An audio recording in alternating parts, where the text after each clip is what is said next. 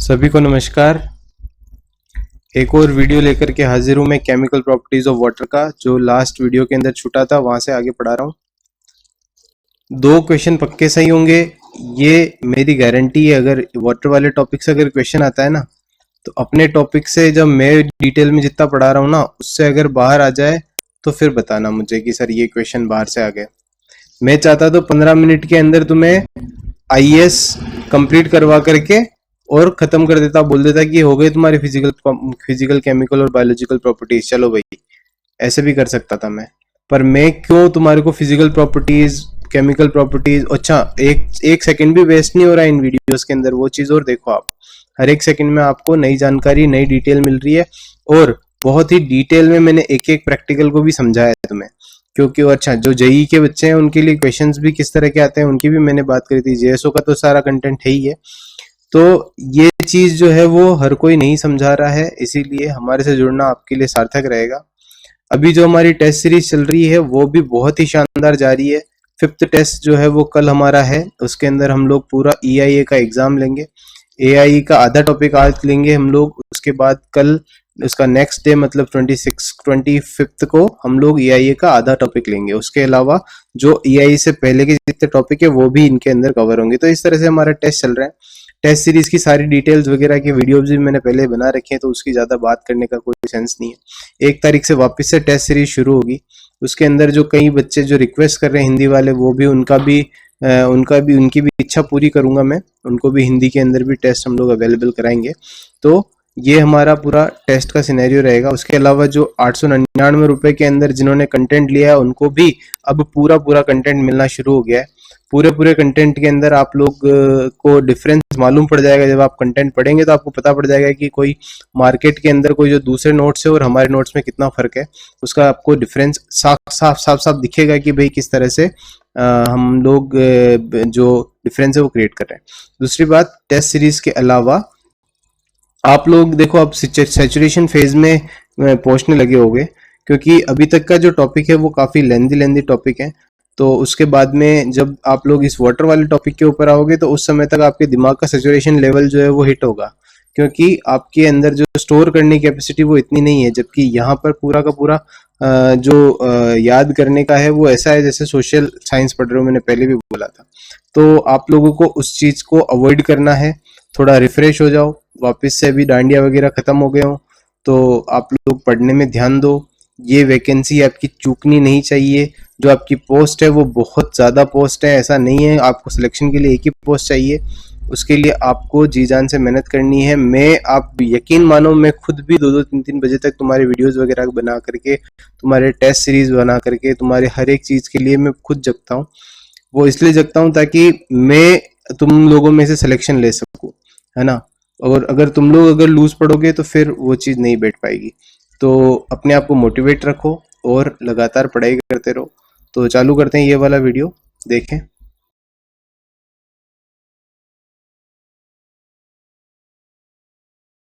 Next है हमारे पास fluoride. देखिए, फ्लोराइड की बात करें तो फ्लोराइड का पानी में कुछ मात्रा में होना ज़रूरी है। तो फ्लोराइड का जो एक्सेप्टेबल लिमिट है वो है 1 मिलीग्राम पर लीटर, मतलब 1 ppm तक होना उसका सही रहता है। 1 मिलीग्राम तक रहना सही इसलिए रहता है क्योंकि 1 मिलीग्राम तक जब फ्लोराइड होता है तो वो हमारे जो बच्चों के अंदर परमानेंट टीथ जब निकलते हैं तो उनको निकलने में हेल्प करता है। पर 1 मिलीग्राम पर लीटर से अगर ज़्यादा हो गया तो क्या होगा, तो धीरे धीरे दांत गलने लगते हैं। मतलब दांतों का जो इनेमल है वो गलने लगेगा, दांत पीले पड़ने लगेंगे। मैं कुचामन सिटी रहा करता था नागौर में, तो वहाँ मोस्टली ज़्यादातर लोगों के दांत पीले ही मिलेंगे आपको, क्योंकि और एक एज के बाद में तो मतलब गलने लग जाते हैं उनके दांत, क्योंकि उस तरफ फ्लोराइड की मात्रा बहुत ज़्यादा है। अजमेर के आगे से फ्लोराइड बढ़ जाता है पानी के अंदर। दूसरी बात, अगर मान लो 5 ppm से ज़्यादा हो गया, तो 5 ppm से ज़्यादा होने पर तो बोन फ्लोरोसिस हो जाएगा। बोन फ्लोरोसिस का मतलब हुआ कि जो हड्डियां हैं वो गलने लगेगी, उनमें छेद हो जाएंगे। ठीक है, इसको तो रिजेक्शन लिमिट हो गई 1.5। 1.5 से ज़्यादा होते तो फिर अपने लिए नुकसानदायक होगा फ्लोराइड। रिजेक्शन लिमिट हो गई 1.5। ठीक है, इसको मेजर करते हैं हम लोग आइडोमेट्रिक टाइट्रेशन से। अब टाइट्रेशन में बार बार बता रहा हूँ इसीलिए इसके अंदर ड्रॉ नहीं कर रहा।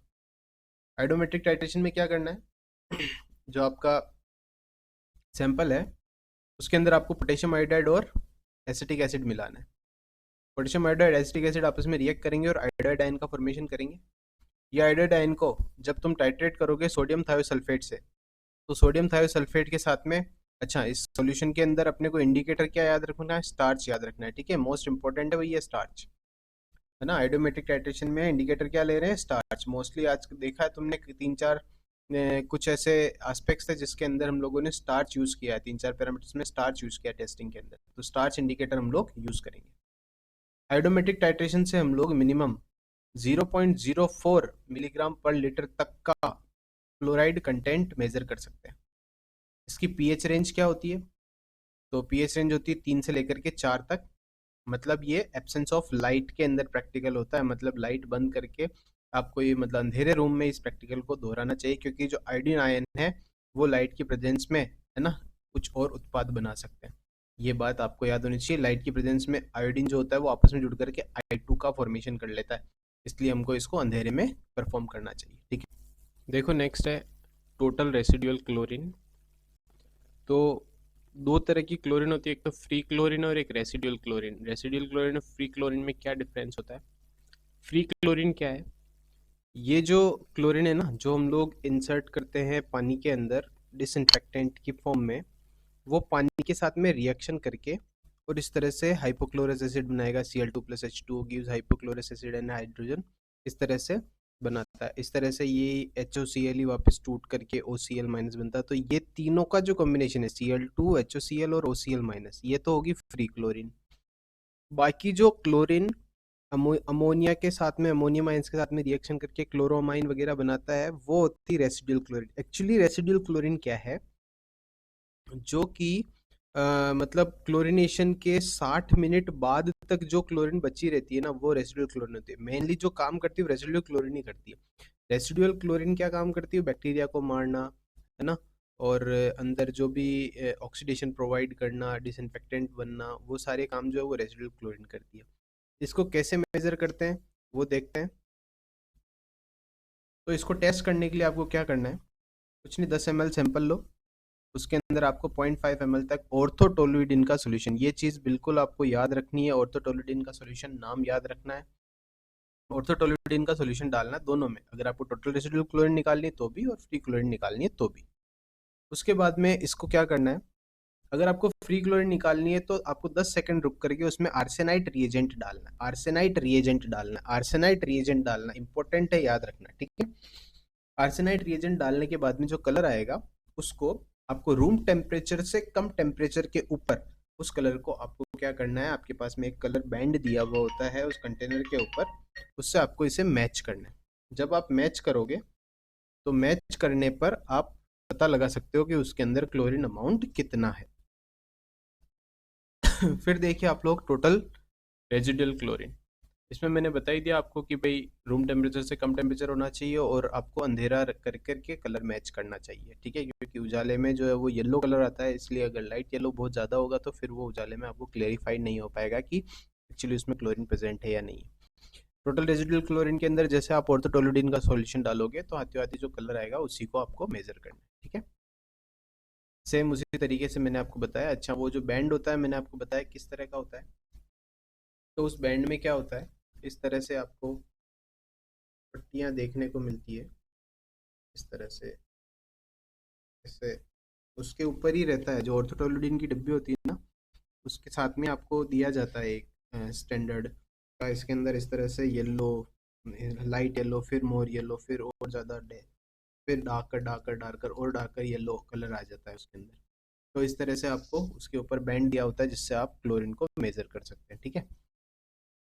हाँ, जैसे फेयर एंड लवली के ऊपर आता है ना फेयरनेस मीटर, उस तरह से मीटर होता है। नेक्स्ट देखो नाइट्रोजन। तो नाइट्रोजन 4 फॉर्म में पानी के अंदर पाई जाती है, एक तो फ्री अमोनिया, एक ऑर्गेनिक अमोनिया, नाइट्राइट और नाइट्रेट। इसमें जो फ्री अमोनिया और ऑर्गेनिक अमोनिया है उसे के जलाल नाइट्रोजन के नाम से जानते हैं। इंपॉर्टेंट है, आपको भी बता रहा हूँ, ये भी आ सकता है, पूछ सकते हैं आपको कि फ्री अमोनिया और ऑर्गेनिक अमोनिया को किस नाइट्रोजन के नाम से जाना जाता है। आगे देखें, इसमें जो फ्री अमोनिया है वो क्या शो करती है, तो वो शो करती है कि अभी जो पॉल्यूशन हुआ है वो रिसेंट है। ये मतलब अभी अभी ही पॉल्यूशन स्टार्ट हुआ है अगर हम फ्री अमोनिया पाई जाती है किसी पानी के अंदर। तो फ्री अमोनिया को कैसे टेस्ट किया जाता है? तो फ्री अमोनिया को टेस्ट करने के लिए आपको उसे बॉईल करना है, सिंपल। बॉइलिंग से टेस्ट कर लो, और बॉइलिंग से टेस्ट करने के बाद में अगर उसमें से जो भाई तुम्हें ये देखना है ना कि अमोनिया उसके अंदर कितनी है, तो उसको फिर वो डिस्टिलेशन से निकाल सकते हैं, डिस्टिलेशन मेथड से। तो ये तरीका होता है अमोनिया को, फ्री अमोनिया फाइंड करने का। डिस्टिलेशन मतलब समझ रहे हो ना, गर्म करोगे अमोनिया उड़ जाएगी, फिर उसको अलग कंटेनर में ले लोगे, फिर जो अपन लॉस देखेंगे उसके अंदर कितने ml का लॉस हुआ, इस तरह से फ्री अमोनिया निकलती है। इसका मतलब ये जो क्वांटिमेटेड एस्टिमेशन है वो डिस्टिलेशन से होता है, ठीक है। इसकी परमिसिबल लिमिट कितनी है? 0.15 मिलीग्राम पर लीटर, 0.15 0.15 ppm तक इसको परमिसिबल लिमिट है। नेक्स्ट बात कर रहे हैं हम लोग ऑर्गेनिक नाइट्रोजन की, मतलब ऑर्गेनिक अमोनिया की। तो ऑर्गेनिक अमोनिया जो है वो सिग्निफाई क्या करता है? वो सिग्निफाई करता है कि हमारा जो पानी है उसके अंदर कॉम्प्लेक्स ऑर्गेनिक मैटर प्रेजेंट है। तो जो कॉम्प्लेक्स ऑर्गेनिक मैटर है उसको तुरंत ही ऑक्सीडाइज करके और हम पता लगा सकते हैं कि उसमें ऑर्गेनिक अमोनिया प्रेजेंट थी या नहीं थी। इसमें क्या करते हैं, जो ये सैंपल को बॉईल किया था ना, उसको ठंडा करके रीबॉईल करके, और उसके अंदर फिर तुम KMnO4 जब डालोगे तो KMnO4 डालने पर उसके अंदर जो ऑर्गेनिक मैटर है वो ऑक्सीडाइज हो जाएगा और आपको शो करेगा कि भाई उसके अंदर ऑर्गेनिक अमोनिया प्रेजेंट है या नहीं। अगर ऑक्सीडाइज नहीं हो पाता है तो वो उसके अंदर ऑर्गेनिक अमोनिया प्रेजेंट नहीं। इसमें लिमिट क्या है? 0.3 मिलीग्राम पर लीटर, मतलब 0.3 ppm इसकी लिमिट। नेक्स्ट बात करते हैं हम लोग नाइट्राइट की। नाइट्राइट क्या शो करता है? नाइट्राइट कब बनता है? नाइट्राइट पहले बनता है, फिर बनता है कौन? नाइट्रेट। तो नाइट्राइट कब बनेगा? जब पार्शियल डिकम्पोजिशन होगा ऑर्गेनिक मैटर का, मतलब ऑर्गेनिक मैटर का अभी अभी अगर डिकम्पोजिशन स्टार्ट हुआ ही है तो वो नाइट्राइट बनाएगा। इसकी लिमिट क्या है? नील, ये नहीं होना चाहिए पानी के अंदर, ठीक है। नेक्स्ट बात करते हैं नाइट्रेट। तो जो नाइट्रेट है वो क्या शो करता है? नाइट्रेट सबसे लास्ट में बनता है दोस्तों। नाइट्रेट सबसे लास्ट में इसलिए बनता है क्योंकि मतलब ये तुम्हें तुम्हें नाइट्रोजन साइकिल पढ़ी होगी, नहीं पढ़ी हो तो मैंने एक वीडियो डाल रखा है कार्बन एंड नाइट्रोजन साइकिल का, जो इम्पोर्टेंट लगे मुझे कि ये डालना ज़रूरी है। उसके अलावा भी अगर तुमको और साइकिल्स पढ़नी है, sulphur cycle, phosphorus cycle, oxygen cycle वगैरह, तो आप मुझे बोल देना, मैं और वीडियो भी बना ही दूंगा उसके ऊपर। तो जो नाइट्रेट है वो सबसे लास्ट में बनता है। तो जो नाइट्रेट बनते हैं वो किससे बनते हैं? वो मतलब क्या शो करते हैं? कंप्लीट डिकम्पोजिशन शो करते हैं, किसका? ऑर्गेनिक मैटर का। अगर तुम्हें लगता है कि स्पीड स्लो है पढ़ाने की तो तुम ऊपर से स्पीड भी बढ़ा सकते हो, ठीक है। आगे देखो इसकी लिमिट क्या है। इसकी लिमिट है हमारे पास में 45 मिलीग्राम पर लीटर, मतलब 45 मिलीग्राम पर लीटर मतलब 45 ppm, ठीक है। तो हमको यहाँ से लिमिट्स याद रखनी है दोस्तों। क्या क्या है? 0.15 free ammonia, 0.3 organic ammonia, nitrite होनी नहीं चाहिए, और नाइट्रेट 45 मिलीग्राम पर लीटर तक हो सकती है। यहाँ पे देखो, ये बात खास बात है, ये इंपॉर्टेंट और मोस्ट इम्पोर्टेंट चीज़ है, याद रखना दोस्तों। क्या बात है, क्या बोल रहा है ये बोल रहा है कि जो न्यूबॉर्न बेबीज़ हैं, अगर उसको तुम नाइट्रेट वाला पानी पिला दोगे ना तो उसके अंदर ब्लू बेबी सिंड्रोम हो सकता है। ब्लू बेबी सिंड्रोम क्या होता है ये भी क्वेश्चन पूछा हुआ है, फिर से क्वेश्चन पूछ सकते हैं, ठीक है। तो यहाँ नाइट्रेट हुआ, ये 9th हमारा पैरामीटर कंप्लीट हुआ। अब हम लोग नेक्स्ट बात करते हैं 10th पैरामीटर की। ये वाला जो टॉपिक है ना, ये तुम्हारा वेस्ट वाटर ट्रीटमेंट का जो पैरामीटर है वो, और तुम्हारा जो नॉर्मल वाटर का जो ट्रीटमेंट है उसके लिए जो पैरामीटर है, उन दोनों के लिए मतलब मेजर पॉइंट है। तो मेनली वेस्ट वाटर के लिए तो ये मेन पैरामीटर है ही। यहाँ देखो, सबसे पहले तो ये क्या शो करता है? डिजोल्व ऑक्सीजन क्या शो करता है? ये शो करता है कि आपके पानी की पोर्टेबिलिटी कितनी है ना। पोर्टेबिलिटी का मतलब क्या हुआ कि उसमें लाइफ कितना सस्टेन कर सकती है ना, वो पोर्टेबिलिटी। अब ये जो, क्योंकि पोर्टेबिलिटी क्या होती है? लाइफ सस्टेनिंग कैपेसिटी तो होती है भाई। जैसे मान लो पोर्टेबल वाटर क्या होता है? वो वाटर जिसको हम पी सकते हैं। पी सकते का मतलब क्या हुआ कि वो लाइफ के लिए वो पोर्टेबल है, वो इजी, मतलब वो कंफर्टेबल है पीने के लिए, ठीक है, मतलब उससे लाइफ चल सकती है। तो ये बात करते हैं हम लोग पोर्टेबिलिटी ऑफ वाटर। अब यहाँ देखो, अगर मान लो डिजोल्व ऑक्सीजन की मात्रा कम हो गई तो पानी के अंदर जितनी भी लाइफ है वो सरवाइव नहीं कर सकती। इसका मतलब क्या हुआ कि ये पानी के अंदर लाइफ सर्वाइवल के लिए एक टूल हो गया, एक मतलब मेन सोर्स हो गया, जिसकी वजह से पानी में लाइफ सर्वाइव करती है। तो कितनी मात्रा होनी चाहिए लाइफ सर्वाइवल के लिए मिनिमम? तो ये मिनिमम अमाउंट दे रखी है 4 ppm। अगर 4 ppm से कम अगर हो गई ना भैया, तो फिर उसके अंदर लाइफ सर्वाइव नहीं कर सकती पानी के अंदर, ठीक है। तो ये मस्ट याद रखना, 4 ppm मस्ट रिक्वायर्ड। अगली बात देखें, और ये क्या शो करता है? तो ये पानी के अंदर एरोबिक और एनएरोबिक दोनों तरह के प्रोसेसेस को शो करता है। कि अगर पानी के अंदर एरोबिक प्रोसेस हो रहे हैं, इसका मतलब उसमें डिजोल्व ऑक्सीजन है। अगर मान लो उसके अंदर ऑक्सीजन नहीं है, तो इसका मतलब जो जो भी प्रोसेस हो रहे हैं वो सब एनएरोबिक होगा। तो इसका मतलब आप डिजोल्व ऑक्सीजन निकाल करके पता कर सकते हो कि उसमें एरोबिक प्रोसेसेस हो रहे हैं या एनएरोबिक प्रोसेसेस हो रहे हैं, ठीक है। आगे देखो, किसी भी अच्छे पानी के अंदर, मतलब जिसको हम बोलेंगे कि it is a good water, what is the main parameter of good water is the amount of oxygen dissolve in it is 15 ppm। ये फिक्स है भैया, ये अभी बोल रहा हूँ मैं कि एक गुड वाटर के अंदर जो है सेचुरेटेड वाटर की लिमिट है, ये पूछी हुई है पहले भी कि डीओ सेचुरेटेड की लिमिट ये पूछते हैं, आपको याद होनी चाहिए कि 0 डिग्री सेंटीग्रेड पर डीओ की जो लिमिट है वो कितनी होती है? 15 ppm, है ना। और 30 डिग्री सेंटीग्रेड पे कितनी होती है? तो 7। और अगर 20 डिग्री सेंटीग्रेड पे कितनी होती है? तो 9। ये पूरा फिक्स है, ठीक है। ये फिक्स है, इसीलिए यहाँ रखी जाएगी इस फॉर्मूले के अंदर। जब तुम डिजोल्व ऑक्सीजन की डेफिशिएंसी निकालोगे ना, तब तुमको ये सेचुरेटेड डीओ की वैल्यू यहाँ से ही पुट करनी होती है। ये टेबल दी होती है हमारे को, ठीक है। तो डीओ सेचुरेटेड की यहाँ पे वैल्यू रख दो। फिर जो डीओ तुमको निकालना है, ये जो डीओ तुमको निकालना है वो किससे निकालोगे तुम? वो निकालोगे तुम इससे। कौन सा मेथड? विंकलर्स मेथड से। विंकलर्स टेस्ट जो है वो करके तुम इसके अंदर से इस डीओ की वैल्यू निकालोगे, एक्चुअल जो डीओ है ना डिजोल्व ऑक्सीजन, उसकी वैल्यू निकालोगे। अब एक बात और ये देखो, जो ये डेफिशिएंसी है वो जनरली पानी के अंदर क्या आती है? या तो ये इक्वल आती है या लेस देन आती है डीओ सेचुरेटेड से। हमेशा ये जो डेफिशिएंसी की वैल्यू वो क्यों आएगी? क्योंकि देखो, पानी के अंदर डिजोल्व ऑक्सीजन जो है वो इसकी वैल्यू या तो भाई सेचुरेटेड के बराबर होगी अगर बिल्कुल साफ पानी हुआ तो, या फिर अगर गंदा पानी हुआ तो गंदा पानी होने पर तो आपको पता ही है ना, डीओ कम आएगी ना। तो डीओ कम आएगी तो हमेशा इसकी वैल्यू जो है वो स्मॉलर देन या फिर इक्वल टू डीओ सेचुरेटेड होती है, ठीक है। अब ये विंकलर्स टेस्ट कैसे करते हैं वो देखो। विंकलर्स टेस्ट करने के लिए आपको क्या करना है? आपको एक फ्लास्क में सैंपल लेना है, 200 ml सैंपल ले लो। 200 ml सैंपल लेकर के उसके अंदर MnSO4 डालना है। कितना? 48% का सोल्यूशन MnSO4 का कितना ml डालना? 1 ml डालना है। ड्रॉप बाय ड्रॉप डालना, और ड्रॉप बाय ड्रॉप भी ऐसे कि वो ड्रॉप जो है वो पेंदे पर टच हो, ठीक है। इस तरह से डालना नीचे से, मतलब आपको पूरा ड्रॉपर अंदर डुबो करके नीचे से उसको डालना। उसके बाद में इसके अंदर 1 ml डालना एल्कलाइन पोटेशियम आयोडाइड। अब इससे होगा क्या? तो इधर आ जाओ, यहाँ आ जाओ भैया, रिएक्शन जो दे रखी है लेफ्ट में रिएक्शन, यहाँ आ जाओ। तो होगा क्या? MnSO4 दो पार्ट्स में टूट जाएगा, Mn+2 SO4-2। Alkaline potassium iodide 3 parts में टूट जाएगा, OH-। इसके अलावा जो इसके साथ प्लस होगा वो I- और पोटेशियम आयोडाइड, ठीक है। पोटेशियम का आयन बन गया। उसके बाद क्या होगा? इसका जो OH है, एल्कलिटी है, वो एल्कलिटी कौन लेगा? Mn। और मैग्नीशियम हाइड्रोक्साइड बनाएगा जिसकी पीपीटी आएगी आपको डालते ही क्या? व्हाइट पीपीटी जो है वो थोड़ी, अगर व्हाइट पीपीटी आ गई इसका मतलब क्या हुआ कि वहां पे ऑक्सीजन एब्सेंट है।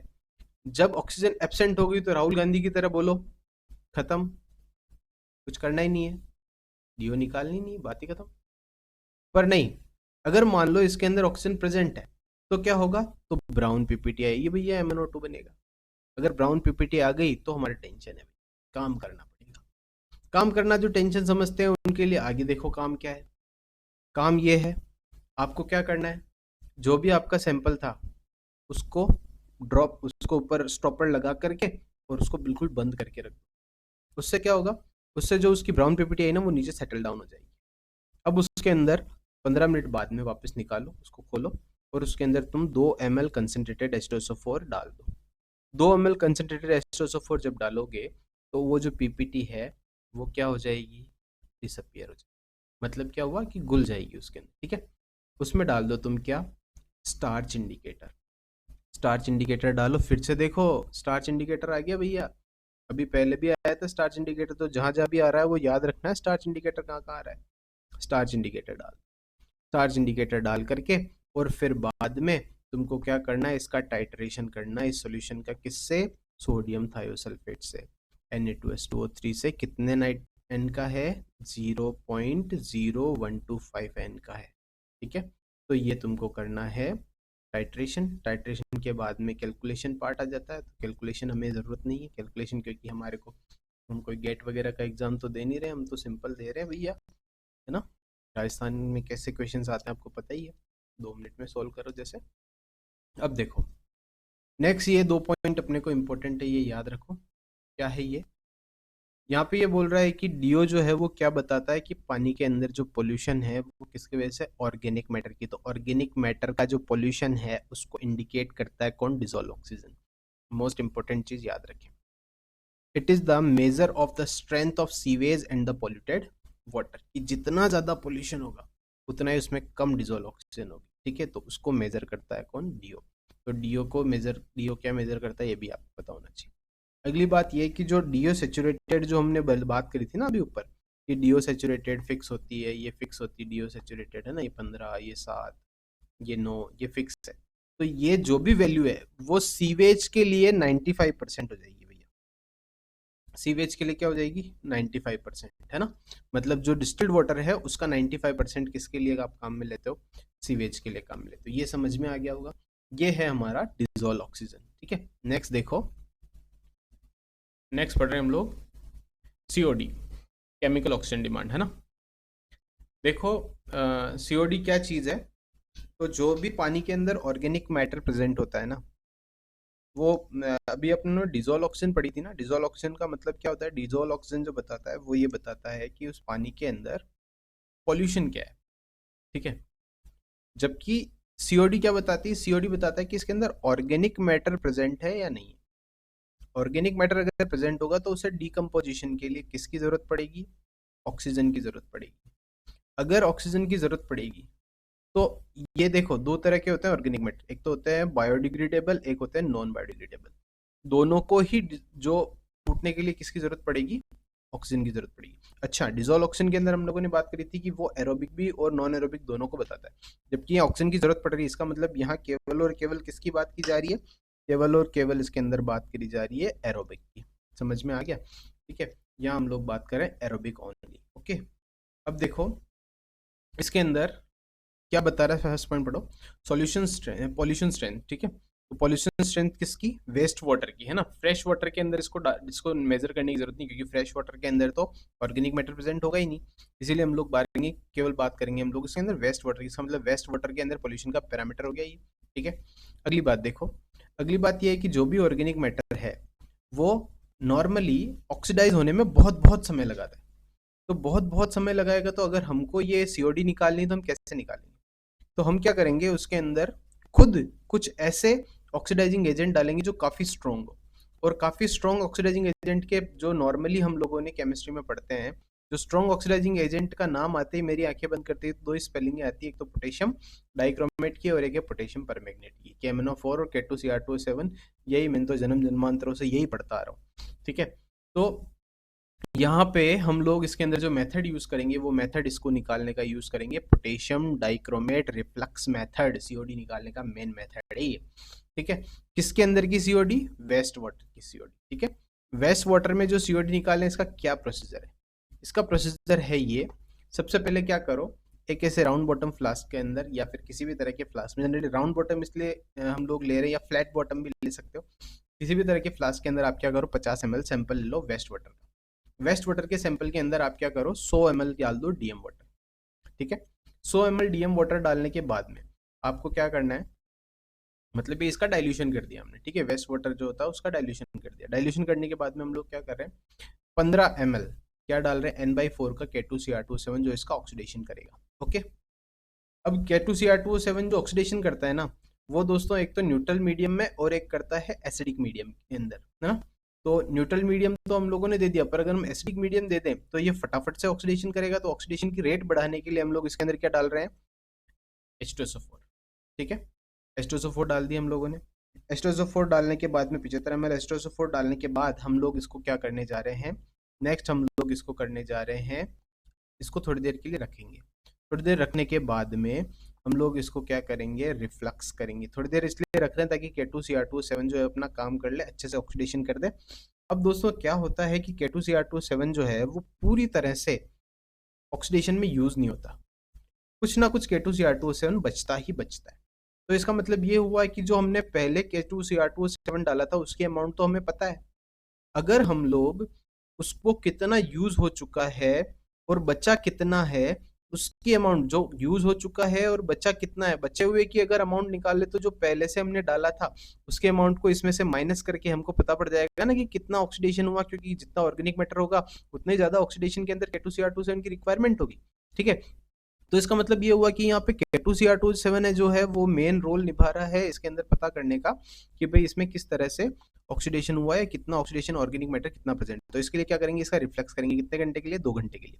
रिफ्लेक्स में क्या है, सिंपल है भैया, डिस्टिलेशन ही रिफ्लेक्स ही है, वही चीज़ है। यहाँ पे वो जो सोल्यूशन तुम्हारा बना था ना उसको भर दो, भरने के बाद इसको गर्म करो, गर्म करने के बाद में ये जो पानी पानी वो इधर आ जाएगा और नीचे नीचे सूखा सूखा बच जाएगा। जो सूखा बचा है ना उसको ठंडा कर लो, उसको बोलेंगे कंडेंसेट। कंडेंसेट को क्या करो, धो लो। धो किससे, डीएम वाटर से। थोड़ा धो करके उसको अलग से निकाल लो या इसी के अंदर पानी को डाल दो और इसको 500 ml फ्लास्क के अंदर डाल करके और मेकअप कर दो 300 ml तक, मतलब 300 ml तक उसके अंदर पानी डाल दो। 300 ml तक पानी डाल दिया। पानी के अंदर फिर उसका क्या करना है, तुम्हें टाइट्रेशन करना है इस पानी का जो अब जो तुम्हारे पास बना है ना, क्योंकि इसके अंदर तुम्हारे पास K2Cr2O7 भी है जो बचा हुआ है, ठीक है। तो उसका टाइट्रेशन करो। टाइट्रेशन किससे करना, मोहर सॉल्ट से, फेरस अमोनियम सल्फेट से। मोहर सॉल्ट से टाइट्रेशन करना है, किससे करना है, फेरस अमोनियम सल्फेट मोहर सॉल्ट से। इसके अंदर आपको इंडिकेटर भी डालना पड़ेगा, आपको पता है टाइट्रेशन में तो इंडिकेटर डलता है। कौन सा इंडिकेटर डालना पड़ेगा, फेरोइन इंडिकेटर। फेरोइन इंडिकेटर जो होता है वो इसका कलर कैसा कर देता है, ब्लू ग्रीन कलर का, जो कि जब तुम्हारा एंड पॉइंट आएगा तब गायब हो जाएगा, ठीक है। इसके अंदर देखो जो भी एंड पॉइंट आएगा वो एंड पॉइंट हो गया तुम्हारा ए। और इसी तरह से तुम्हें सेम, केवल बस ये जो तुम सैंपल डाल रहे थे ना उसको मत डालना और पानी के साथ में ही टाइट्रेशन करोगे तो वो तुम्हारा लग जाएगा ब्लैंक। ब्लैंक जो आएगा वो होगा बी। तो आपको ए में से ब्लैंक को माइनस करना है। उसके बाद सी से मल्टीप्लाई करना। व्हाट इज सी, सी क्या है, नॉर्मलिटी ऑफ मोलर सॉल्ट, क्योंकि तुमने मोलर सॉल्ट तो तुम ही डाल रहे हो ना, तो तुम्हें पता है नॉर्मलिटी कितनी। 8 equivalent weight multiplied by 1000 divide by ml of sample. कितना सैंपल तुमने लिया था, 50 ml सैंपल लिया था ना ऊपर, तो बस सिंपल 50 ml। तुम चाहो तो इस फॉर्मूले को शॉर्ट भी कर सकते हो, यहाँ पे 50 ml सैंपल है तो 1000 से काट दो और सिंपल सॉल्व भी कर सकते हो, ठीक है। इस तरह से तुम्हारे पास में तुम्हारी सीओडी की वैल्यू आ जाएगी। ये जो सीओडी तुम्हारे पास आई है ना, ये बच्चों एक्चुअली प्रैक्टिकल सीओडी है।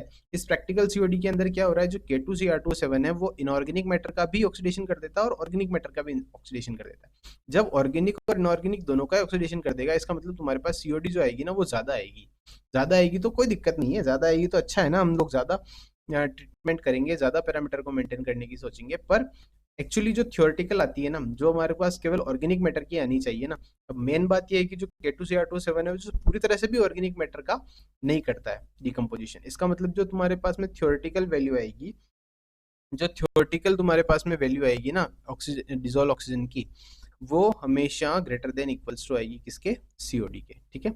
ये बात तुम हमेशा याद रखना, ओके। नेक्स्ट बात करते हैं, नेक्स्ट हमारी बीओडी। और दोस्तों बीओडी की बात मैं अलग सेपरेट टॉपिक बना करके करूंगा, इसलिए बीओडी की बात इस वाले टॉपिक में नहीं कर रहा हूँ। यहाँ पे मैं बीओडी को स्किप कर रहा हूँ, उसके बाद में नेक्स्ट जो दूसरे टॉपिक बच रहे हैं उनको पहले कवर कर लेते हैं, क्या हमारा ये फटाफट से हो जाएगा। यहाँ देखो कुछ और बातें हैं जो तुम्हें जाननी चाहिए, जैसे सल्फेट्स है ना, जैसे नाइट्रेट नाइट्राइट वगैरह की तो बात कर ली थी। सल्फेट्स जो है उनकी क्या परमिसिबल लिमिट है, उनकी लिमिट है हमारे पास में 250 ppm से कम। अगर 250 ppm से ज़्यादा होता है तो ये लैक्सेटिव इफेक्ट हमारी बॉडी के अंदर पैदा करता है। लैक्सेटिव इफेक्ट क्या होता है, हमारे अंदर जो स्टूल बनता है ना, वो स्टूल हमारे मसल के मूवमेंट से बनता है। तो मसल का मूवमेंट जो है वो अगर तेज हो जाएगा तो वो स्टूल बनना कम हो जाएगा। स्टूल बनना कम हो जाएगा, इसकी वजह से दस्त हो जाएगी और उसको हम लोग डायरिया में बोल सकते हैं, डायरिया के सेंस में, ठीक है। तो ये सल्फेट का इफेक्ट है। नेक्स्ट बात करें हम लोग लेड एंड आर्सेनिक।